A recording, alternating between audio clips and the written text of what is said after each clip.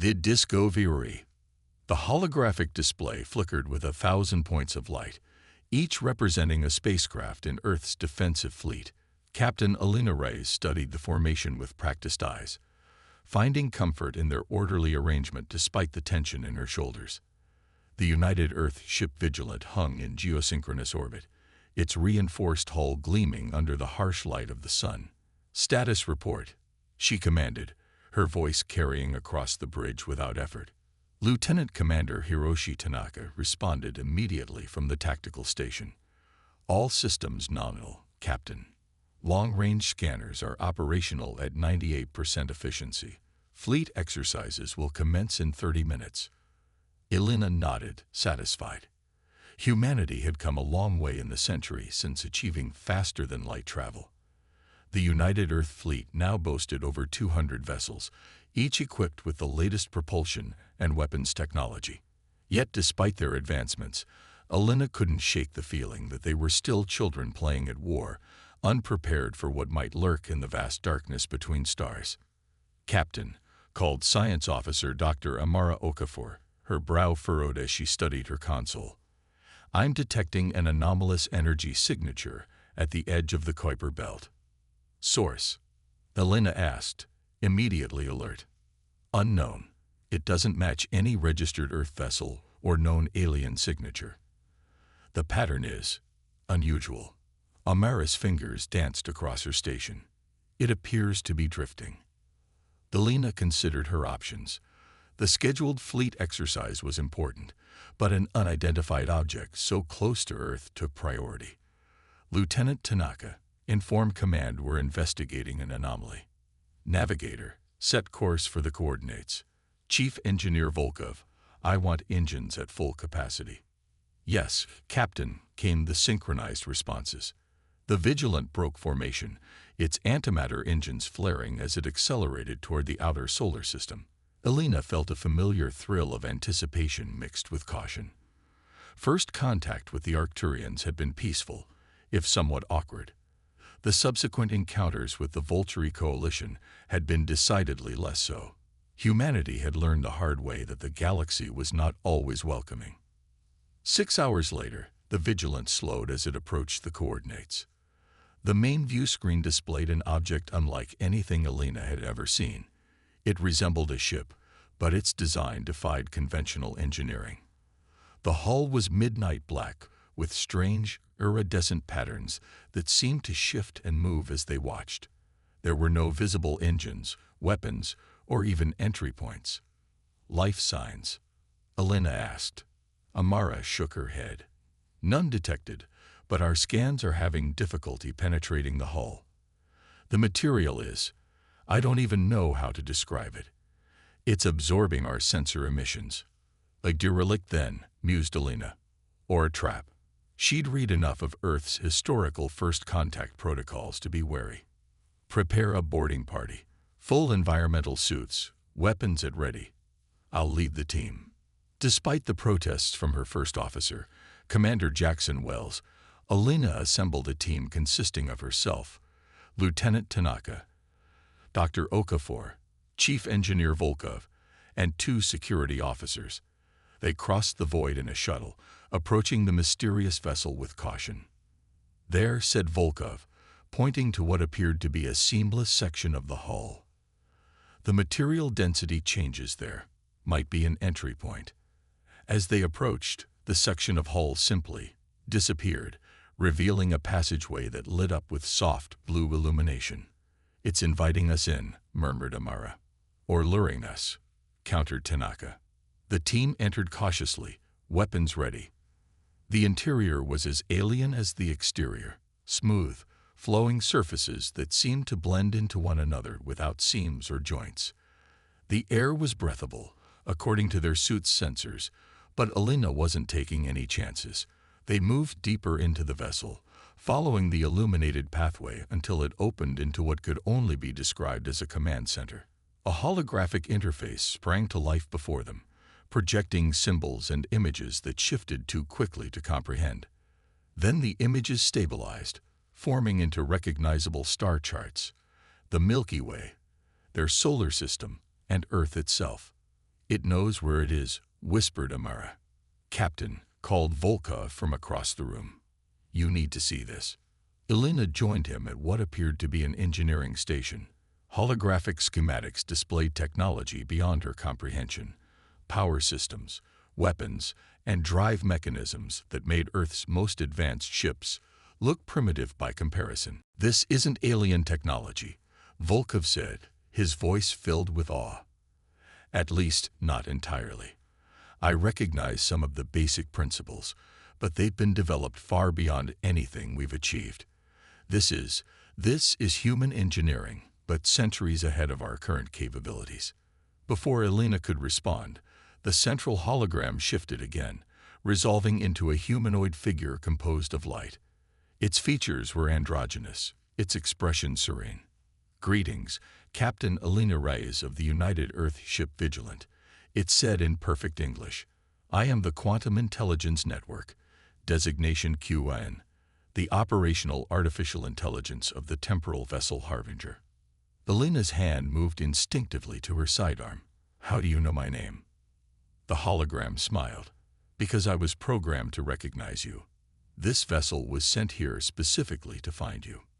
Sent by whom? Elena demanded. By humanity. From approximately 236 years in your future. A heavy silence fell over the boarding party. Elena exchanged glances with her officers, reading the same mix of disbelief and wonder on their faces that she felt herself. That's impossible, Tanaka said finally. Time travel violates causality.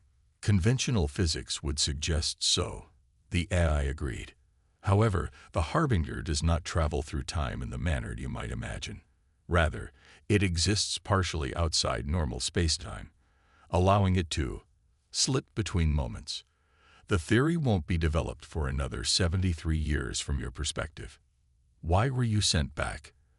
Elena asked, cutting to the heart of the matter. The hologram's expression grew grave. To prevent the extinction of humanity. In approximately 3 weeks from your current date, Earth will encounter a species known as the Nexari. First contact will be catastrophic. The Nexari do not negotiate or coexist. They conquer and consume. In my timeline, the initial conflict resulted in the deaths of 2.3 billion humans before Earth's military could mount an effective defense. Elena felt a cold dread settle in her stomach. And we're supposed to believe this. The AI gestured, and new images appeared. Recordings of massive alien vessels unleashing devastation on Earth cities, of strange biomechanical creatures overwhelming defensive positions, of desperate last stands and hopeless retreats. The Harbinger was created as humanity's last hope. QIN continued. A vessel containing all our most advanced technology, sent back to the critical moment when the course of history could be altered. You, Captain Reyes, were chosen because historical records indicate you were the first to encounter the Nexari scout ship. Scout ship? Amara questioned. Yes. Before their main invasion force arrives, the Nexari send automated scouts to assess planetary defenses. In my timeline, you encountered this scout near Jupiter's orbit. Despite your crew's valiant efforts, the scout transmitted its findings back to the Nexari fleet before being destroyed.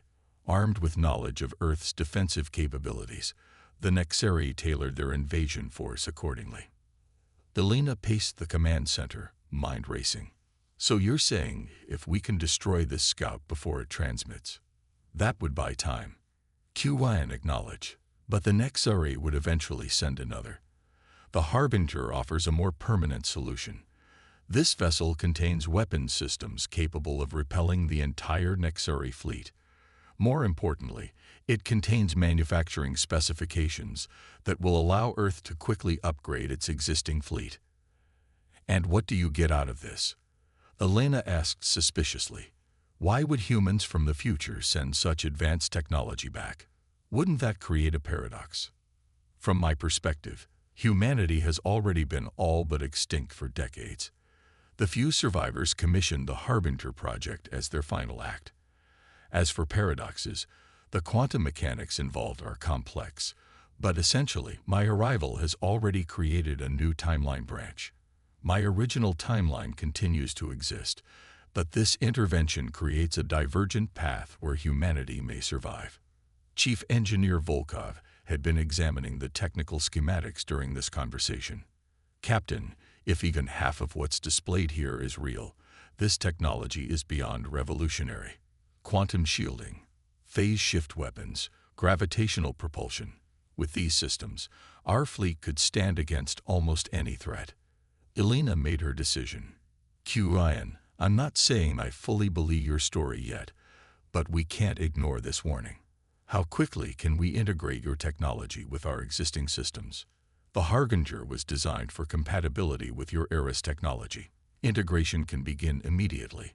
Furthermore, I can transfer my operational consciousness to the Vigilant's computer systems to assist. Over the next 72 hours, the Vigilant underwent a transformation. Qian's advanced systems were carefully integrated into the Earth vessel, guided by holographic schematics and the AI's precise instructions. The engineering team worked in shifts, marveling at technology that seemed almost magical in its sophistication. The bridge had been completely redesigned, featuring neural interface controls that responded to thought as much as touch.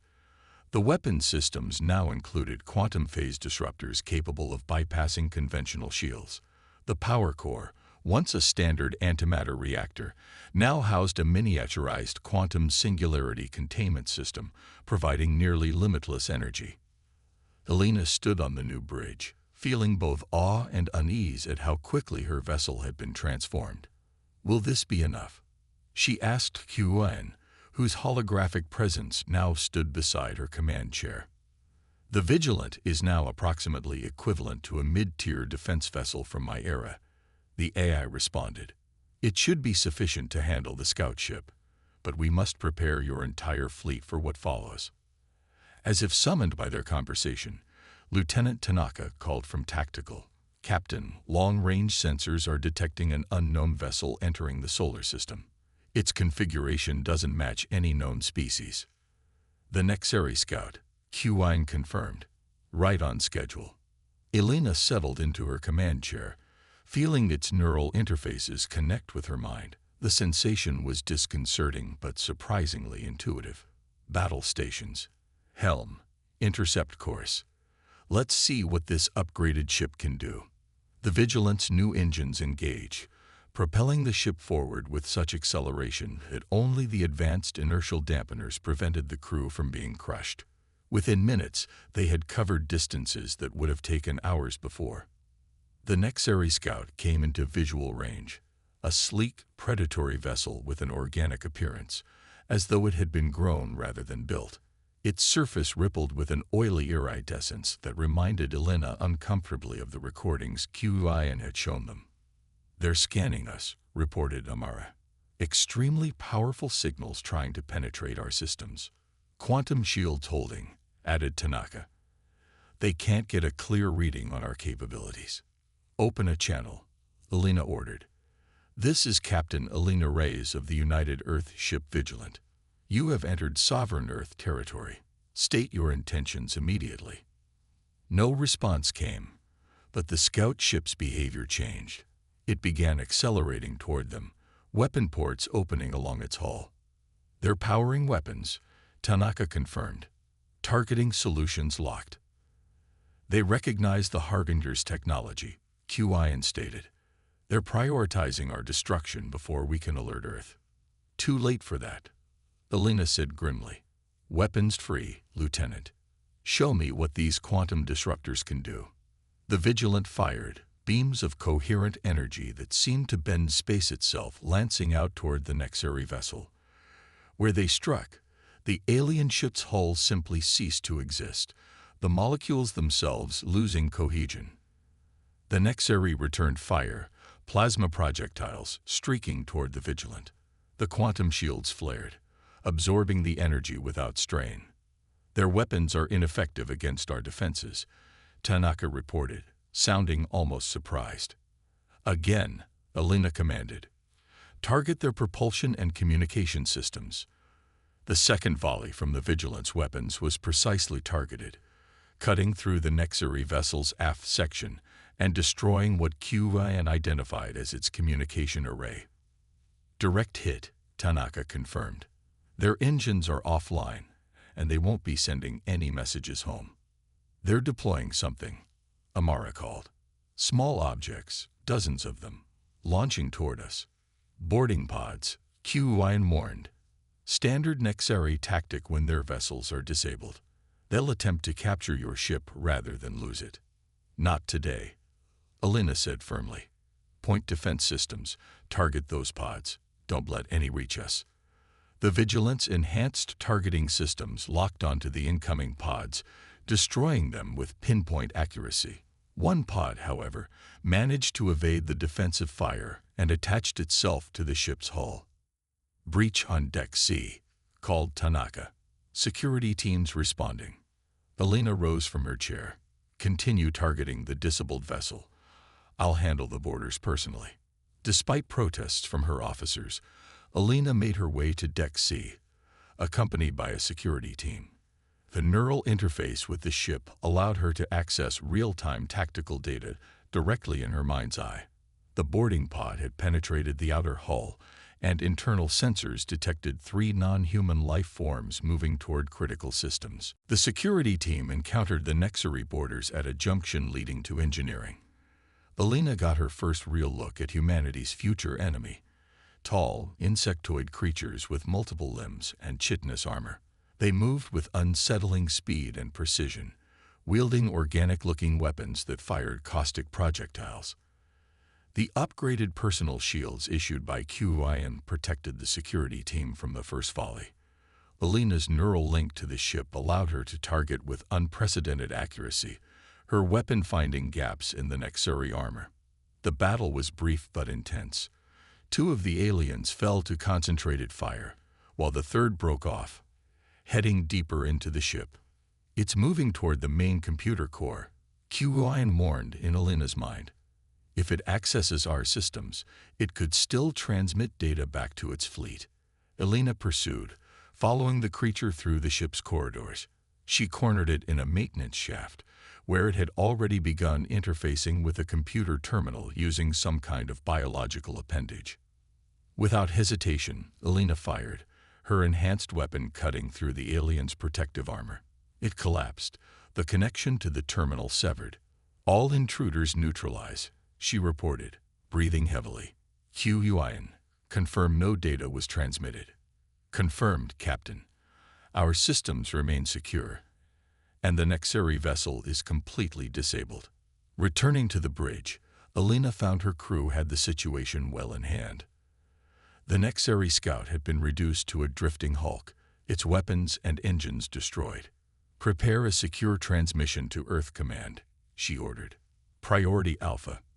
And begin analyzing every piece of that alien ship. I want to know everything about these Nexari before their main fleet arrives. As her crew carried out her orders, Alina turned to QIN's holographic form. You said we have 3 weeks before their main force arrives. Will that be enough time to prepare Earth's defenses?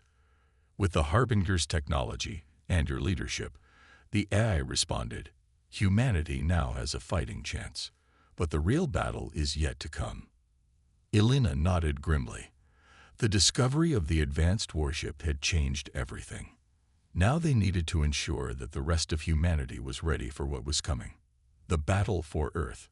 Earth hung like a blue jewel against the velvet backdrop of space, peaceful and serene from a distance.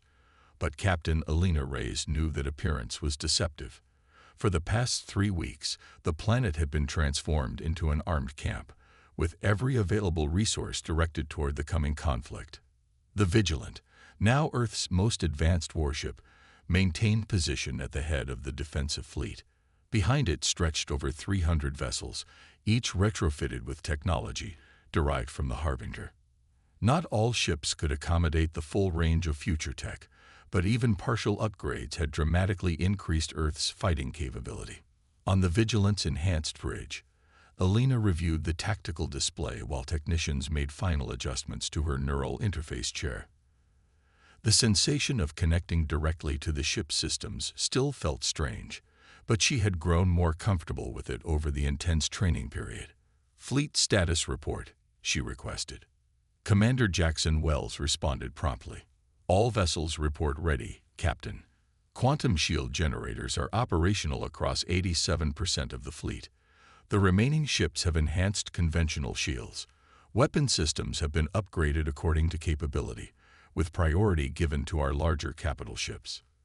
Elena nodded in approval. Earth's leadership had acted swiftly once presented with evidence of the coming invasion. Old political rivalries had been set aside in the face of extinction-level threat. The United Earth Defense Council now coordinated a truly global response. "And our orbital platforms?" she asked.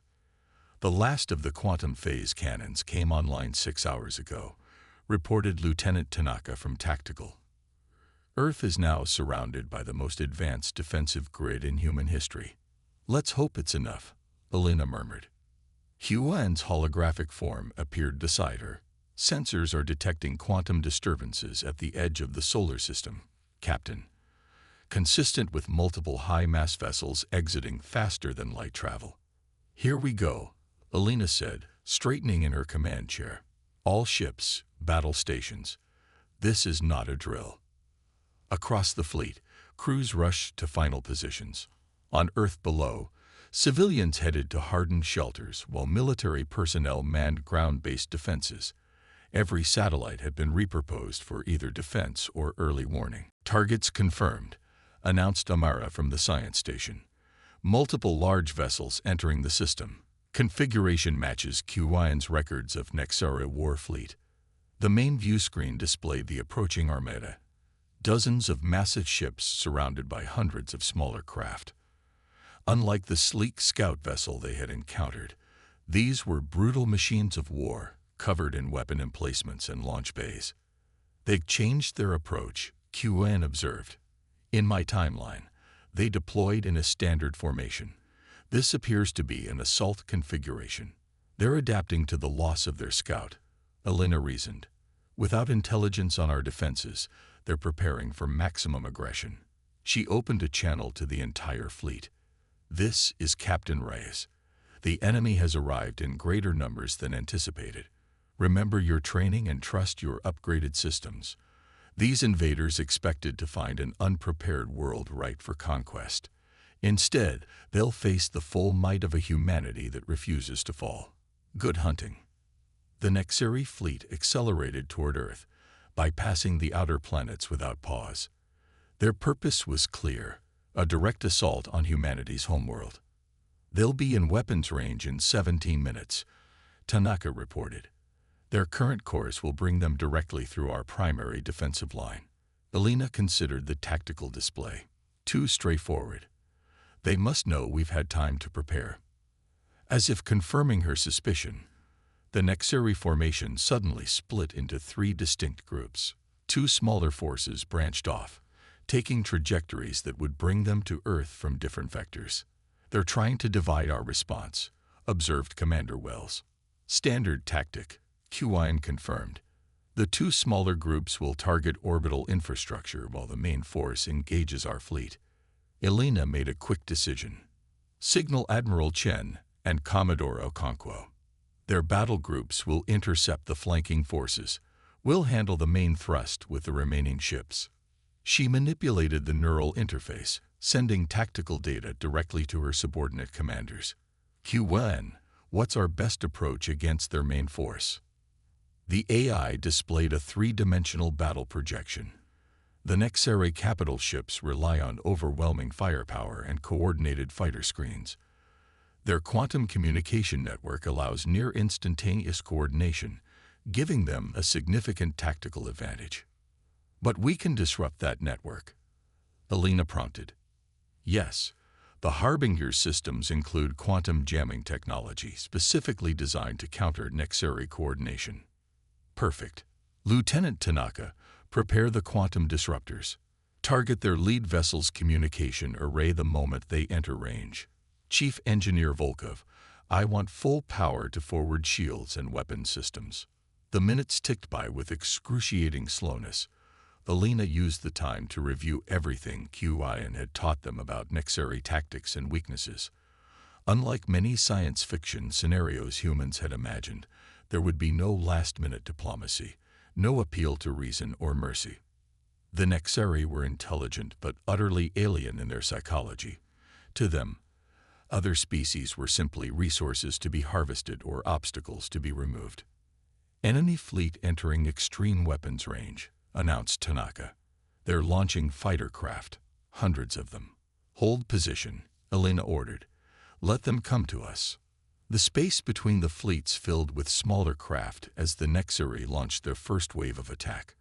Earth's defenders remained in tight formation, waiting for the optimal moment to engage. "Fighter screen approaching our defensive perimeter," Tanaka reported. 5 minutes to contact. "Deploy our interceptors," Elena commanded. "Point defense systems online across the fleet. Prepare quantum jamming on my mark." Earth's fighters launched, sleek vessels enhanced with technology that made them faster and more maneuverable than anything humanity had previously fielded. They formed a protective screen before the main fleet, their pilots linked by neural interfaces similar to those on the capital ships. The two fighter screens collided in a chaotic melee of energy weapons and explosive ordnance. The enhanced Earth vessels held their own against numerically superior forces, their pilots using the neural interfaces to coordinate with unprecedented precision. Behind this fighter battle, the main Nexeri fleet continued its approach, massive weapons ports opening along their hull. "They're preparing their main battery," warned Qian. "Those weapons can penetrate standard Earth defenses." "Not anymore," Elena said grimly. "All ships raise quantum shields." "Tanaka, activate jamming now." A wave of invisible energy pulsed from the Vigilant, spreading outward to encompass the approaching Nexeri fleet. The effect was immediate and dramatic. Their perfectly coordinated formation began to falter as ships suddenly lost contact with their command structure. "Jamming successful," reported Tanaka. "Their communication network is degrading rapidly." "Now, while they're disorganized," Elena ordered, "all ships engage targets of opportunity. Concentrate fire on their lead vessels." Earth's fleet opened fire in perfect synchronization, quantum phase weapons striking the confused Nexeri ships before they could adapt. The first volley cut through the aliens' defenses, destroying several smaller vessels and severely damaging one of their capital ships. The Nexeri recovered quickly, however, returning fire with devastating salvos that tested even the enhanced shields of Earth's vessels.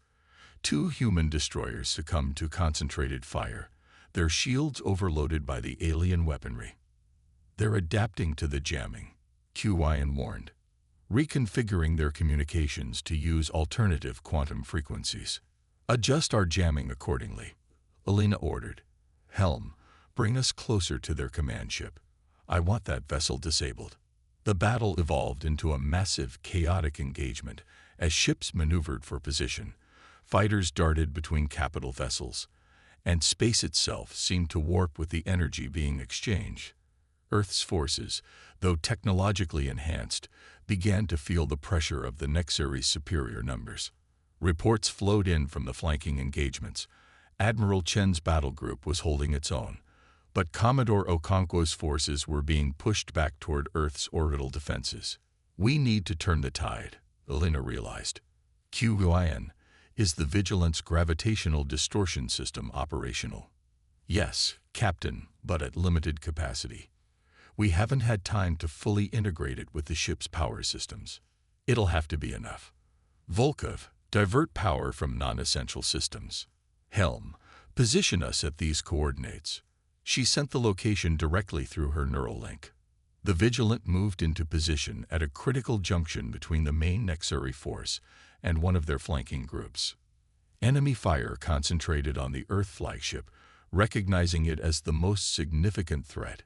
"Shields at 60% and falling," reported Tanaka as another volley struck the ship. "We can't withstand this level of firepower for long." "We won't have to," Elena assured him. "Gravitational distortion system online." "Ready, Captain," confirmed Volkov from engineering. "But we'll only get one shot before the system overloads." Elena took a deep breath. "On my mark. Now." The Vigilance experimental system activated, creating a localized distortion in space-time itself. The effect rippled outward, catching dozens of Nexari vessels in its influence. Their hulls compressed and twisted as gravitational forces multiplied exponentially around them.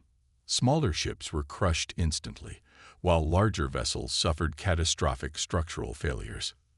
Direct hit on 27 enemy vessels, Tanaka reported, unable to keep the awe from his voice. Their formation is breaking apart. All ships, press the advantage, Elena commanded. Concentrate fire on their damaged capital ships. Earth's fleet surged forward, quantum weapons blazing as they targeted the disorganized enemy. The Nexari, for the first time facing technology that surpassed their own, began a fighting retreat. "We've got them on the defensive," observed Commander Wells. "But our flanking forces are still engaged." Elena studied the tactical display. Both Admiral Chen and Commodore Okonkwo were holding their own, but at heavy cost.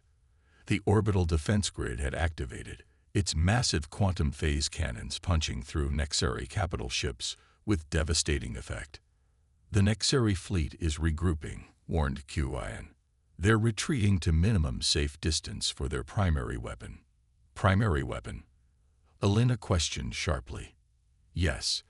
In my timeline, when conventional tactics failed, they deployed a quantum resonance weapon designed to destabilize planetary tectonic plates. It's capable of rendering a planet uninhabitable within hours." Alarm surged through Elena. "They're going to target Earth directly. How do we stop it?" "The weapon requires all their remaining capital ships to synchronize their fire.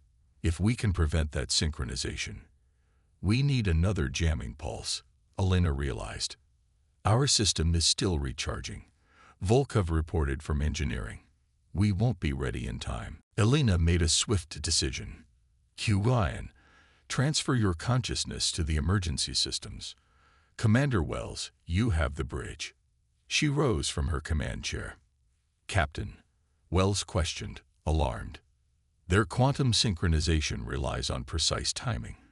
Elena explained quickly. "We need to disrupt it at the source. Qian and I are going to deliver a jamming device directly to their command ship." "That's a suicide mission," protested Tanaka. "Not necessarily," Qian interjected. "The Harbinger's emergency escape pod contains a miniaturized version of its phasing technology. It could penetrate their defenses undetected." "And then what?" demanded Wells. "You'll be alone on an enemy vessel." "Not alone," Elena corrected. "I'll have the most advanced AI ever created watching my back. Continue the assault. Keep them occupied while we deliver our package." Before further objections could be raised, Elena left the bridge, making her way to where the Harbinger's escape pod had been integrated into the Vigilance hull. Qian's consciousness transferred ahead of her, the AI already preparing the specialized craft for launch. The pod was unlike anything Earth had designed. A sleek, teardrop-shaped vessel barely large enough for one person, its interior lined with neural interface technology, similar to the Vigilance command chair. "The pod is ready, Captain," Qian announced as Elena sealed herself inside. "I've programmed the phasing sequence to penetrate the Nexari command vessel's shields. We'll have approximately 6 minutes before their internal sensors detect our presence." "That'll have to be enough," Elena said, settling into the interface chair. The neural connection formed immediately, far more intense than on the Vigilant. She could feel every aspect of the pod, as though it were an extension of her own body. "Launch when ready," she instructed. The pod detached from the Vigilant, its advanced propulsion system accelerating it toward the Nexari command ship. As they approached, the vessel's phasing technology activated, shifting it partially out of normal space. They passed through the enemy shields as though they were mist, the hull offering no more resistance than air. They materialized in what appeared to be a maintenance access, surrounded by the organic-mechanical hybrid technology that characterized Nexari engineering. "Their weapon synchronization chamber is 3 levels above us," Qian informed Elena, the AI's voice now coming directly through the neural interface. "I'm uploading a map to your consciousness." Elena felt the information flow into her mind. ship schematics, guard positions, the quickest route to their target. Moving swiftly, she exited the pod, carrying a device Volkov had hastily assembled before her departure, a concentrated quantum jamming transmitter designed to overload the Nexari synchronization systems. The ship's corridors were eerily empty, most of the crew focused on the battle raging outside. Elena encountered only 2 Nexari guards, avoiding them by ducking into recessed alcoves as QIN predicted their patrol patterns. They reached the synchronization chamber, a vast spherical room filled with pulsing crystalline structures. At the center hung a device that radiated such intense energy that Elena could feel it even through her protective suit. That's their quantum harmonic, QIN identified, the focal point for their planetary weapon. Place our device at its base. Elena moved carefully toward the central apparatus, aware that alarms could trigger at any moment. She reached the harmonic, attaching Volkov's device to its support structure. Activation sequence initiated. QIN confirmed. We have 3 minutes before it reaches full power. That's cutting it close, Elena muttered, already moving back toward the exit. An alarm blared suddenly. Echoing through the chamber, they detected the energy signature. QIN warned. Security protocols activating. Elena broke into a run as the exit sealed before her. Alternative route. Maintenance shaft, 2 meters to your right. It will lead back to our insertion point. She found the access panel, wrenching it open as the sound of approaching guards echoed down the corridor. The shaft was narrow, forcing her to crawl on hands and knees as she followed QIN's guidance through the labyrinthine interior of the alien vessel. 1 minute remaining, the AI updated her. The Nexari are attempting to locate and disable our device. They won't succeed in time, Elena said with determination, pushing herself faster through the cramped passage. She emerged near their entry point, the escape pod still waiting where they had left it. As she sealed herself inside, the neural interface reconnected, showing her the status of the battle outside. 30 seconds, QIN announced as the pod systems reactivated. Phase shift engaging now. The pod phased out of normal space just as Nexari guards burst into the chamber. They passed through the hull once more, emerging into the chaos of the ongoing battle. 10 seconds, QIN counted down. 5, 4, 3, 2, 1. A pulse of energy erupted from within the Nexari command ship, expanding outward in a sphere of disruption. Every alien vessel in its path suddenly lost power, their systems overwhelmed by the quantum feedback. It worked. Elena exulted. Their weapon synchronization is completely disrupted. And more, QIN added. The feedback is cascaded through their entire command structure. Their fleet integration is collapsing. The pod raced back toward the Vigilant as the Earth fleet, seeing the Nexari confusion, pressed their advantage with renewed vigor. Capital ships that had seemed unstoppable minutes before now drifted helplessly, their advanced systems rendered useless by the quantum disruption. Elena docked the pod with the Vigilant, rushing back to the bridge where a stunned Commander Wells relinquished command. "Status report," she demanded, settling back into her command chair. "The Nexari fleet is in disarray," Tanaka reported with barely contained excitement. "Admiral Chen and Commodore Okonkwo report the flanking forces are retreating. We've won, Captain." A cheer went up across the bridge, but Elena remained focused on the tactical display. "Not yet. QIN, in your timeline, did the Nexari ever return after this initial defeat?" "No," the AI confirmed. The loss of their primary invasion force was catastrophic to their expansion plans. They avoided Earth space for at least the next century. Elena nodded, finally allowing herself to relax slightly. "Maintain battle readiness. I want damage reports from all ships and casualty assessments, and prepare a full briefing for Earth Command. They need to know exactly what we're dealing with." As the immediate crisis passed, the full implications of what had occurred began to sink in. Earth had not merely survived. It had defeated a technologically superior enemy using knowledge and technology from humanity's own future. 3 days later, Elena stood in Earth Command Headquarters, addressing the assembled military and political leadership. Qwen's holographic form stood beside her, providing technical explanations where necessary. The Nexeri have been driven back, she concluded her report, but this is just the beginning. The Harbinger has given us a glimpse of what humanity can achieve, technologies we might have taken centuries to develop on our own. With these advancements, we can secure not just Earth, but begin to establish humanity as a significant presence in our region of the galaxy. Admiral,